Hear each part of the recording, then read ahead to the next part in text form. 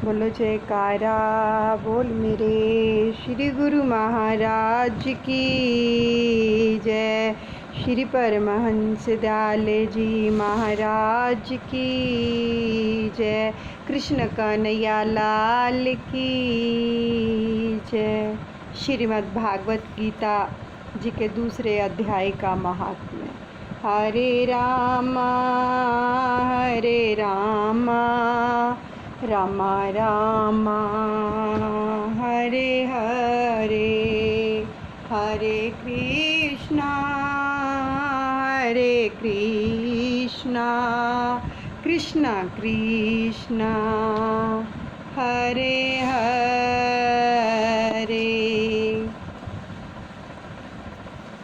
श्री भगवान कहते हैं, लक्ष्मी, प्रथम अध्याय के महात्म्य का उत्तम उपाख्यान मैंने तुम्हें सुना दिया। अब अन्य अध्यायों के महात्म्य श्रवण करो। दक्षिण दिशा में वेदवेता ब्राह्मणों के पुरंदरपुर नामक नगर में श्रीमान देव शर्मा नामक एक विद्वान ब्राह्मण रहते थे। वे अतिथियों के पूजक, स्वाध्यायशील, वेद शास्त्रों के विशेषज्ञ, यज्ञों का अनुष्ठान करने वाले और तपस्वियों के सदा ही प्रिय थे। तो उन्होंने उत्तम द्रव्यों के द्वारा अग्नि में हवन करके दीर्घ काल तक देवताओं को तृप्त किया, किंतु उन धर्मात्मा ब्राह्मणों को कभी सदा रहने वाली शांति नहीं मिली। वे परम कल्याणमय तत्व का ज्ञान प्राप्त करने की इच्छा से प्रतिदिन प्रचुर सामग्रियों के द्वारा सत्य संकल्प वाले तपस्वियों की सेवा करने लगे। इस प्रकार शुभ आचरण करते हुए उन्हें बहुत समय बीत गया। तदंतर एक दिन पृथ्वी पर उनके समक्ष एक त्यागी महात्मा प्रकट हुए। वे पूर्ण अनुभवी और आकांक्षा रहित, नासिका के अग्रभाग दृष्टि रखने वाले तथा शांत चित्त थे। निरंतर परमात्मा के चिंतन में संलग्न हो वे सदा आनंद विभोर रहते थे। और देव शर्मा उन नित्य संतुष्ट तपस्वियों को शुद्ध भाव से प्रणाम किया और पूछा, महात्मन, मुझे शांति में स्थिति कैसे प्राप्त होगी? तब उन आत्मज्ञानी संत ने देव शर्मा को सोपुर कराम के निवासी मित्रवान का, जो बकरियों का चरवाहा था, परिचय दिया और कहा, वही तुम्हें उपदेश देगा। यह सुनकर देव शर्मा ने महात्मा के चरणों की वंदना की और समृद्धिशाली सोरपुर ग्राम में पहुंचकर उसके उत्तर भाग में एक विशाल वन देखा। उसी वन में नदी के किनारे एक शिला पर मित्रवान बैठा था और उसके नेत्र, जो आनंदित रेख से निश्चल हो रहे थे, तो वह अपलक दृष्टि से देख रहा था कि वह स्थान आपका स्वाभाविक वैर छोड़कर एकत्रित हुए और परस्पर विरोधी जंतुओं से घिरा था। तो वहाँ उद्यान में मंद मंद वायु चल रही थी। मृगों के झुंड शांत भाव से बैठे थे और मित्रवान दया से भरी हुई आनंदमयी मनोहारिणी दृष्टि से पृथ्वी पर मानो अमृत छिड़क रहा था। इस रूप में उसे देखकर देव शर्मा का मन प्रसन्न हो गया और वे उत्सुक होकर बड़ी विनय के साथ मित्रवान के पास गए। मित्रवान ने भी अपने मस्तक को किंचित नवाकर देव शर्मा का सत्कार किया। तदंतर विद्वान देव शर्मा अनन्य चित्त से मित्रवान के समीप गए और जब उसके ध्यान का समय समाप्त हो गया तो उस समय उन्होंने अपने मन की बात पूछी, महाभाग, मैं आत्मा का ज्ञान प्राप्त करना चाहता हूँ। मेरे इस मनोरथ की पूर्ति के लिए मुझे किसी ऐसे उपाय का उपदेश कीजिए जिसके द्वारा सिद्धि प्राप्त हो चुकी हो। तो देव शर्मा की बात सुनकर मित्रवान ने एक क्षण तक कुछ विचार किया। उसके बाद इस प्रकार कहा, विद्वान, एक समय की बात है कि मैं वन के भीतर बकरियों की रक्षा कर रहा था। इतने में ही एक भयंकर व्याघ्र पर मेरी दृष्टि पड़ी, जो मानो सबको ग्रस लेना चाहता था। मैं मृत्यु से डरता था, इसलिए व्याघ्र को आते देखकर बकरियों के झुंड को आगे करके वहाँ से भाग चला। किंतु एक बकरी तुरंत ही सारा भय छोड़कर नदी के किनारे उस बाघ के पास बेरोक टोक चली गई। फिर तो व्याघ्र भी द्वेष छोड़कर चुपचाप खड़ा हो गया। तो उसे इस अवस्था में देखकर बकरी बोली, व्याघ्र, तुम्हें तो अभिष्ट भोजन प्राप्त हुआ है, मेरे शरीर से मांस निकालकर प्रेम पूर्वक खाओ ना। तुम इतनी देर से खड़े क्यों हो? तुम्हारे मन में मुझे खाने का विचार क्यों नहीं हो रहा है?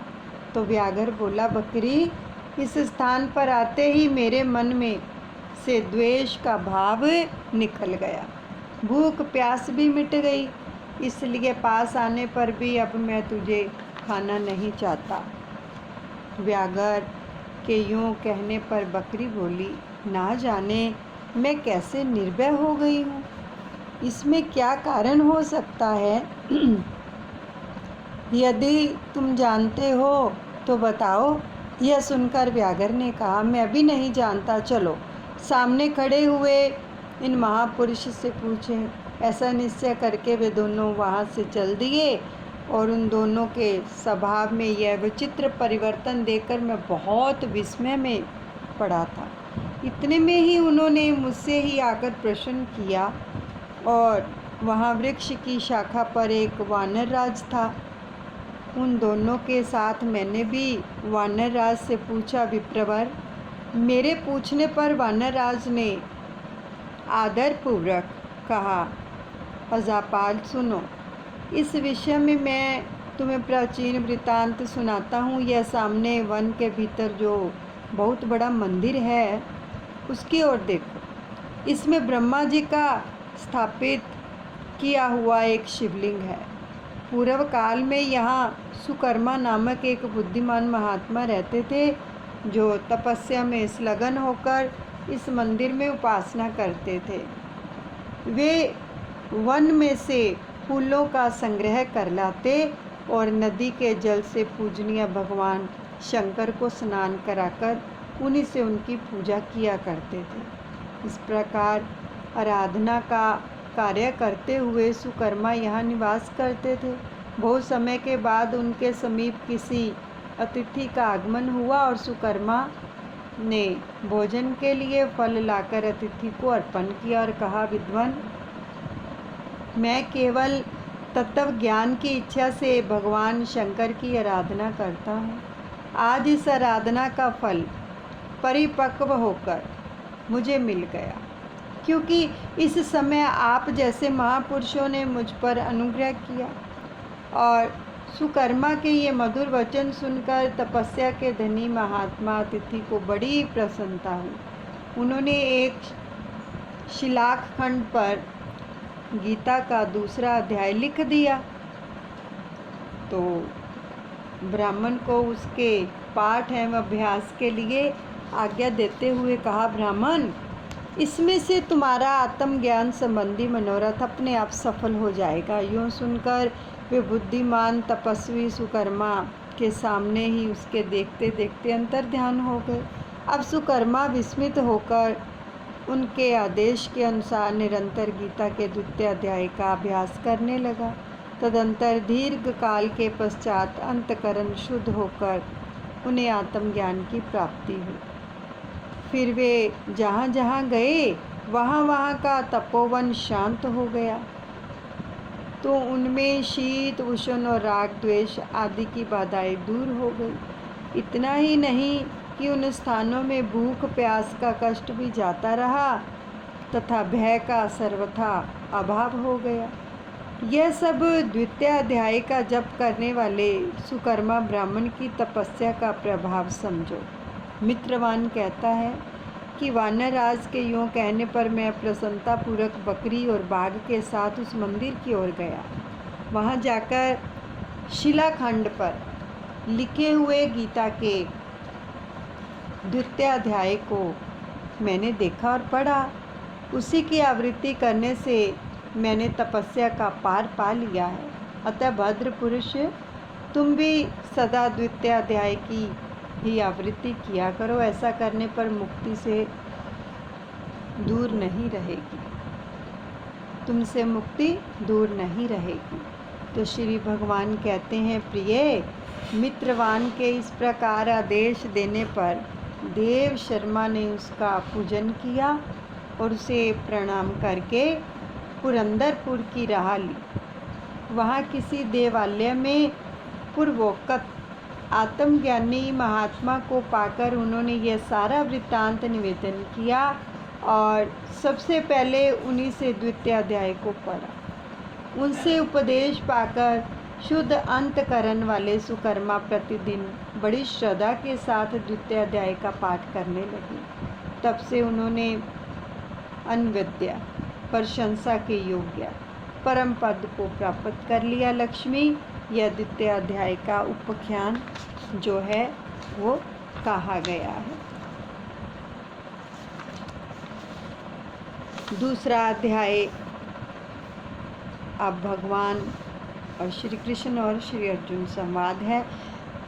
उसके अंदर आ रहा है दूसरा अध्याय कि संजय बोले कि पूर्वोक्त प्रकार से करुणा करके व्यापत और आंसुओं से पूर्ण तथा व्याकुल नेत्रों वाले शोक युक्त उस अर्जुन के प्रति भगवान मधुसूदन ने यह वचन कहा, हे अर्जुन, तुमको इस विषम स्थल में यह अज्ञान किस हेतु से प्राप्त हुआ? क्योंकि यह ना तो श्रेष्ठ पुरुषों से आचरण किया गया है, ना स्वर्ग को देने वाला है और ना कीर्ति को करने वाला है। इसलिए हे अर्जुन, नपुंसकता को मत प्राप्त हो, यह तेरे योग्य नहीं है। हे परपंथ, तुच्छ हृदय की दुर्बलता को त्याग कर युद्ध के लिए खड़ा हो। तब अर्जुन बोले, हे मधुसूदन, मैं रणभूमि में भीष्म पितामह और द्रोणाचार्य के प्रति किस प्रकार बाण से युद्ध करूंगा? क्योंकि हे अरिसूदन, वे दोनों ही पूजनीय हैं। इसलिए इन महानुभाव गुरुजनों को न मारकर इस लोक में भिक्षा का अन्न भी भोगना कल्याणकारक समझता हूँ। क्योंकि गुरुजनों को मारकर भी इस लोक में रुधिर से सने हुए अर्थ और काम रूप भोगों की ही तो भोगूंगा। और हम लोग यह भी नहीं जानते हैं कि हमारे लिए क्या करना श्रेष्ठ है, अथवा यह भी नहीं जानते हैं कि हम जीतेंगे या हमको वे जीतेंगे। और जिनको मारकर हम जीना भी नहीं चाहते, वे ही धृतराष्ट्र के पुत्र हमारे सामने खड़े हैं। इसलिए कायरता रूप दोष करके उपहत हुए स्वभाव वाला और धर्म के विषयों में मोहचित हुआ है। मैं आपको पूछता हूँ, जो कुछ निश्चय किया हुआ कल्याण कारण साधन हो वह मेरे लिए कहिए, क्योंकि मैं आपका शिष्य हूँ। इसलिए आपके शरण हुए मेरे को शिक्षा दीजिए। क्योंकि भूमि में निष्कंटक धन धान्य संपन्न राज्य और देवताओं के स्वामीपन को प्राप्त होकर भी मैं उस उपाय को नहीं देखता हूँ जो कि मेरी इंद्रियों के सुखाने वाले शोक को दूर कर सके। संजय बोले, हे राजन, निद्रा को जीतने वाले अर्जुन अंतर्यामी श्री कृष्ण महाराज के प्रति इस प्रकार कहकर फिर श्री गोविंद भगवान से युद्ध नहीं करूँगा, ऐसे स्पष्ट कहकर चुप हो गए। तो उसके उपरांत हे भरतवंशी धृतराष्ट्र, अंतर्यामी श्री कृष्ण महाराज दोनों सेनाओं के बीच में उस शोक युक्त अर्जुन को हंसते हुए ये वचन कहे, हे अर्जुन, तू ना शोक करने योग्य के लिए शोक करता है और पंडितों के से वचनों को कहता है, परंतु पंडित जन जिनके प्राण चले गए हैं उनके लिए और जिनके प्राण नहीं गए हैं उनके लिए भी शोक नहीं करते हैं, क्योंकि आत्मा नित्य है। इसलिए शोक करना अयुक्त है। वास्तव में ना तो ऐसा ही है कि मैं किसी काल में नहीं था, अथवा तू नहीं था, अथवा ये राज लोग नहीं थे। ना ऐसा ही है कि इससे आगे हम सभी नहीं रहेंगे, किंतु जैसे जीव आत्मा की इस देह में कुमार, युवा और वृद्धावस्था होती है, वैसे ही अन्य शरीर की प्राप्ति होती है। उस विषय में धीर पुरुष नहीं मोहित होता, अर्थात जैसे कुमार, युवा और जरावस्था रूप स्थूल शरीर का विकार अज्ञान से आत्मा में भासता है, वैसे ही एक शरीर से दूसरे शरीर को प्राप्त होना रूप और सूक्ष्म शरीर का विकार भी अज्ञान से ही आत्मा में भासता है। इसलिए तत्व को जानने वाला धीर पुरुष इस विषय में नहीं मोहित होता। हे कौंती पुत्र, सर्दी, गर्मी और सुख दुख को देने वाले इंद्रिया और विषय के संयोग तो क्षणभंगुर हैं और अनित्य हैं। इसलिए हे भरतवंशी अर्जुन, उनको तू सहन कर, क्योंकि हे पुरुष श्रेष्ठ, दुख सुख को समान समझने वाले जिस धीर पुरुष को ये इंद्रियों के विषय व्याकुल नहीं कर सकते हैं, वह मोक्ष के लिए योग्य होता है। और हे अर्जुन, असत वस्तु का अस्तित्व नहीं है और सत्य का अभाव नहीं। इस प्रकार इन दोनों का ही तत्वज्ञानी पुरुषों द्वारा देखा गया है।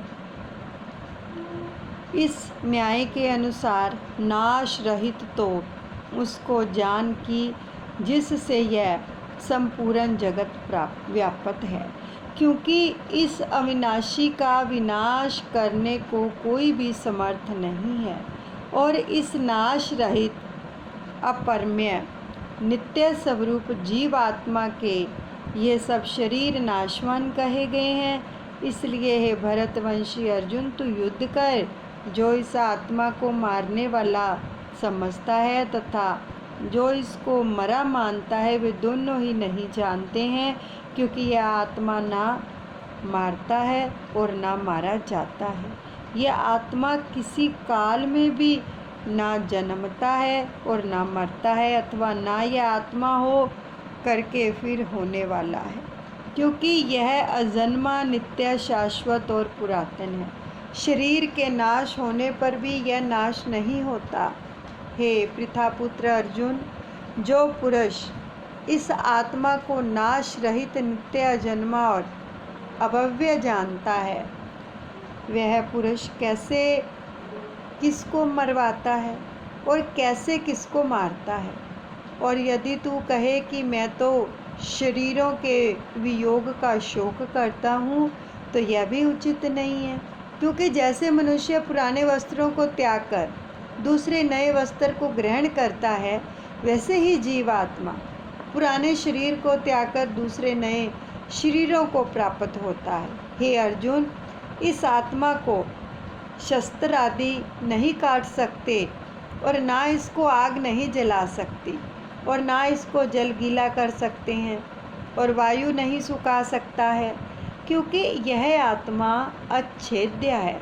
यह आत्मा अद्याह, अकेलज्ञ और अशोष्य है तथा यह आत्मा निस्संदेह नित्य, सर्वव्यापक, अचल, स्थिर रहने वाला और सनातन है। यह आत्मा अव्यक्त अर्थात इंद्रियों का अविषय और यह आत्मा जो है अचिंत्य अर्थात मन का अविषय और यह आत्मा विकार रहित अर्थात ना बदलने वाला कहा गया है। इससे हे अर्जुन, इस आत्मा को ऐसा जानकर तू शोक करने योग्य नहीं है, अर्थात तुझे शोक करना उचित ही नहीं है। यदि तू इसको सदा जन्मने और सदा मरने वाला माने तो भी हे अर्जुन, इस प्रकार शोक करने को योग्य ही नहीं है, क्योंकि ऐसा होने से जन्मने वाले की निश्चित मृत्यु और मरने वाले का निश्चित जन्म होना सिद्ध हुआ। इससे भी तू बिना उपाय वाले विश्व में शोक करने योग्य नहीं है। यह विषम आदि के शरीर मायामय होने से अनित्य हैं। इससे शरीर को लिए भी शोक करना उचित नहीं है, क्योंकि हे अर्जुन, संपूर्ण प्राणी जन्म से पहले बिना शरीर वाले और मरने के बाद भी बिना शरीर वाले ही हैं। केवल बीच में ही शरीर वाले प्रतीत होते हैं। फिर उस विषय में क्या चिंता है? हे अर्जुन, यह आत्म तत्व बड़ा गहन है, इसलिए कोई महापुरुष इस आत्मा को आश्चर्य की जो देखता है, और वैसे ही दूसरा कोई महापुरुष भी आश्चर्य की जो इसके तत्व को कहता है, और दूसरा कोई ही इस आत्मा को आश्चर्य की जो सुनता है, और कोई सुनकर भी इस आत्मा को नहीं जानता।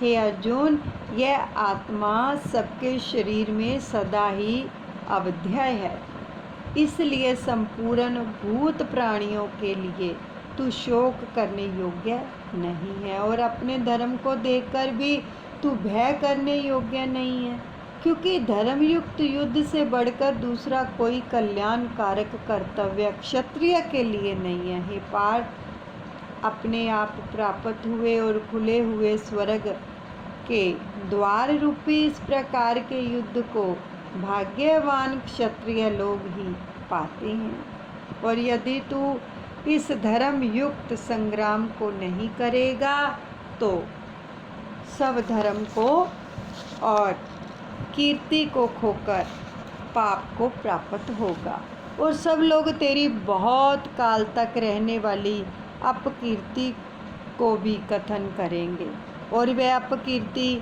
माननीय पुरुषों के लिए मरण से भी अधिक बुरी होती है, और जिनके तू बहुत माननीय होकर भी अब तुच्छता को प्राप्त होगा, वे महारथी लोग तुझे भय के कारण युद्ध से उपराम हुए मानेंगे, और तेरे वैरी लोग तेरे समर्थ की निंदा करते हुए बहुत से ना कहने योग्य वचनों को कहेंगे। फिर उससे अधिक दुख क्या होगा? इससे युद्ध करना तेरे लिए सब प्रकार से अच्छा है, क्योंकि या तो मरकर स्वर्ग को प्राप्त होगा अथवा जीतकर पृथ्वी को भोगेगा। इससे हे अर्जुन, युद्ध के लिए निश्चय वाला होकर खड़ा हो। यदि तुझे स्वर्ग तथा राज्य की इच्छा ना हो तो भी सुख दुख लाभ हानि और जय पराजय को समान समझकर उसके उपरांत युद्ध करने के लिए तैयार हो। इस प्रकार युद्ध करने से तू पाप को प्राप्त नहीं होगा। हे पार्थ, यह बुद्धि तेरे लिए ज्ञान योग के विषय में कही गई है, और इसी को अब निष्काम कर्म योग के विषय में सुन। जिस बुद्धि से युक्त हुआ तू कर्मों के बंधन को अच्छी तरह से नाश करेगा। इस निष्काम कर्म योग में आरंभ का अर्थात बीज का नाश नहीं है, और उल्टा फलस्वरूप दोष भी नहीं होता है। इसलिए इस निष्काम कर्म योग रूप धर्म का थोड़ा भी साधन जन्म मृत्यु रूप महान भय से उद्धार कर देता है। हे अर्जुन, इस कल्याण मार्ग में निश्चयात्मक बुद्धि एक ही है, और अज्ञानी पुरुषों की बुद्धियाँ बहुत भेदों वाली अनंत होती हैं। हे अर्जुन, जो सकामी पुरुष केवल फलश्रुति में प्रीति रखने वाले स्वर्ग को ही परम श्रेष्ठ मानने वाले, इससे बढ़कर और कुछ नहीं है, ऐसे कहने वाले हैं कि हे अविवेकी जन, जन्म रूप कर्म फल को देने वाली और भोग तथा ऐश्वर्य की प्राप्ति के लिए बहुत सी क्रियाओं के विस्तार वाली इस प्रकार की जिस दिखाऊं शोभा युक्त वाणी को कहते हैं, उस वाणी के द्वारा हरे हुए चित्त वाले तथा भोग और ऐश्वर्यों में आसक्ति वाले उन पुरुषों के अंतकरण में निश्चयात्मक बुद्धि नहीं होती है। हे अर्जुन, सब वेदों तीनों गुणों के कार्य रूप संसार को विषय करने वाले अर्थात प्रकाश करने वाले इसलिए तू असंसारी अर्थात निष्कामी और सुख दुख आदि द्वंद्वों से रहित नित्य वस्तु में स्थित तथा योग क्षेम को ना चाहने वाला और आत्म प्रयायन हो, क्योंकि मनुष्य का सब ओर से परिपूर्ण जलाशय के प्राप्त होने पर छोटे जलाशय में जितना प्रयोजन रहता है, अच्छी प्रकार ब्रह्मा को जानने वाले ब्राह्मण का भी उस वेदों में उतना ही प्रयोजन रहता है। अर्थात जैसे बड़े जलाशय के प्राप्त हो जाने पर जल के लिए छोटे जलाशयों की आवश्यकता नहीं रहती है, वैसे ही ब्रह्मानंद की प्राप्ति होने पर आनंद के लिए वेदों की आवश्यकता नहीं रहती है। इससे तेरा कर्म करने मात्र में ही अधिकार होवे, फल में कभी नहीं। और तू कर्मों के फल की वासना वाला भी मत हो तथा तेरी कर्म ना करने के प्रति भी प्रीति ना होवे। हे धनंजय, आसक्ति को त्याग कर तथा सिद्धि और असिद्धि में समान बुद्धि वाला होकर योग में स्थित हुआ कर्मों को कर। यह समत्व भाव ही योग नाम से कहा जाता है।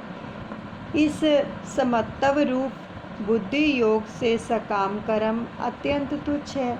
इसलिए हे धनंजय, समत्व बुद्धि योग का आश्रय ग्रहण कर, क्योंकि फल की वासना वाले अत्यंत दीन हैं और समत्व बुद्धि युक्त पुरुष पुण्य पाप दोनों को इस लोक में ही त्याग देता है, अर्थात उनसे लिपायमान नहीं होता है। जिससे समत्व बुद्धि योग के लिए ही चेष्टा कर। यह समत्व बुद्धि रूप योग ही कर्मों में चतुरता है, अर्थात कर्म बंधन से छूटने का उपाय है, क्योंकि बुद्धि योग युक्त ज्ञानी जन कर्मों से उत्पन्न करने वाले फल को त्याग कर जन्म रूप बंधन से छूटे हुए निर्दोष अर्थात अमृतमय परम पद को प्राप्त होते हैं। हे अर्जुन, जिस काल में तेरी बुद्धि मोह रूप और दलदल को बिल्कुल तर जाएगी, तब तू सुनने योग्य और सुने हुए के वैराग्य को प्राप्त होगा। जब तेरी अनेक प्रकार के सिद्धांतों को सुनने से विचलित हुई बुद्धि परमात्मा के स्वरूप में अचल और स्थिर ठहर जाएगी, और तब तू समत्व रूप योग को प्राप्त होगा।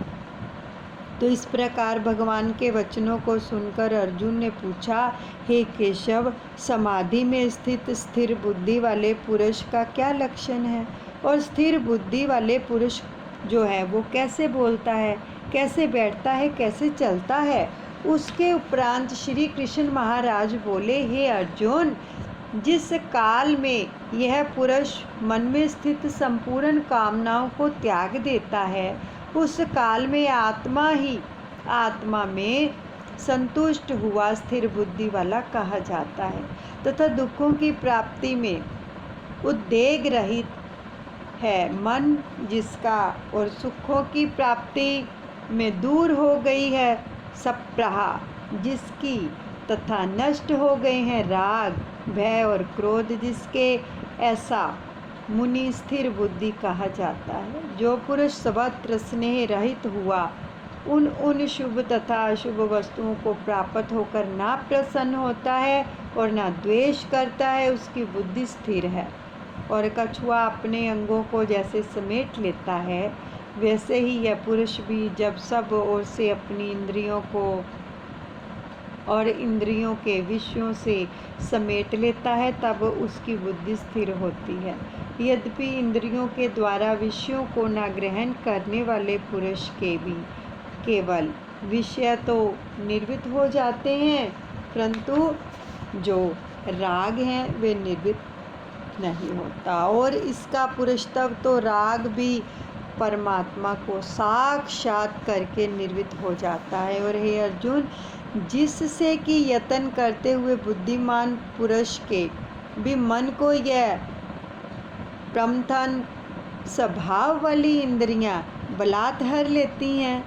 इसलिए मनुष्य को चाहिए कि उन संपूर्ण इंद्रियों को वश में करके सम्माहातचित हुआ मेरे प्रायण स्थित होवे, क्योंकि जिस पुरुष के इंद्रियां वश में होती हैं उसकी ही बुद्धि स्थिर होती है। हे अर्जुन, मन सहित इंद्रियों को वश में करके मेरे प्रायण ना होने से मन के द्वारा विषयों का चिंतन होता है, और विषयों को चिंतन करने वाले पुरुष की उन विषयों में आसक्ति हो जाती है, और आसक्ति से ही उन विषयों की कामना उत्पन्न होती है, और कामना में विघ्न पड़ने से क्रोध उत्पन्न होता है। क्रोध से अविवेक अर्थात मूढ़ भाव उत्पन्न होता है, और अविवेक से स्मरण शक्ति भ्रमित हो जाती है, और स्मृति के भ्रमित हो जाने से बुद्धि अर्थात ज्ञान शक्ति का नाश हो जाता है, और बुद्धि के नाश होने से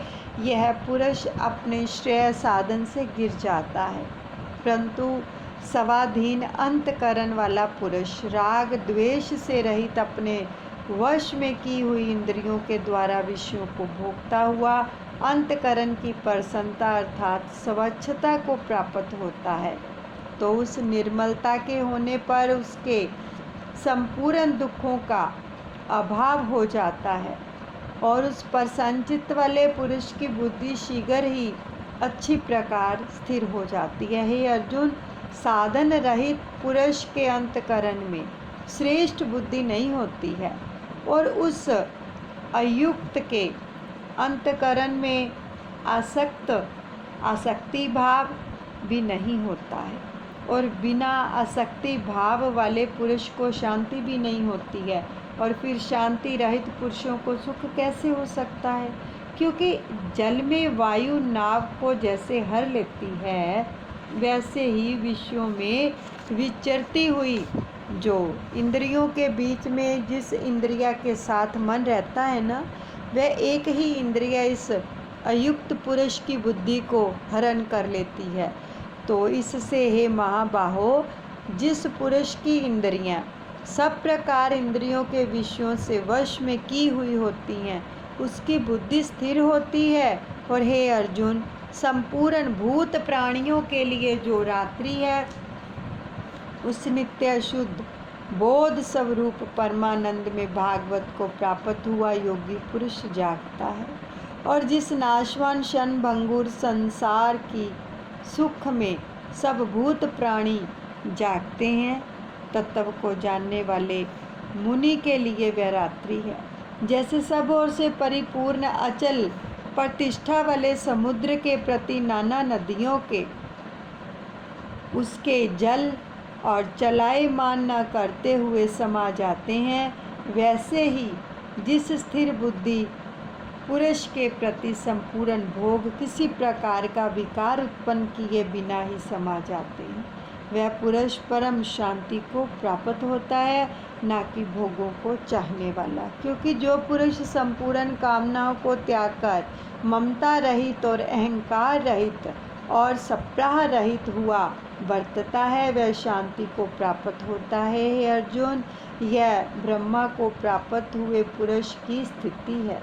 अब इसको प्राप्त होकर मोहित नहीं होता, और अंतकाल में भी इस निष्ठा में स्थिर होकर ब्रह्मानंद को प्राप्त हो जाता है। इति श्रीमद् भागवत गीता रूपी उपनिषद ब्रह्म विद्या तथा योग शास्त्र विषयक श्री कृष्ण और अर्जुन संवाद साख्य योग नामक दूसरा अध्याय संपूर्ण है।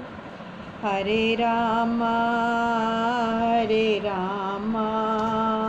राम राम हरे हरे, हरे कृष्णा कृष्ण कृष्णा हरे हरे। ये दूसरे अध्याय का पाठ जो है अपने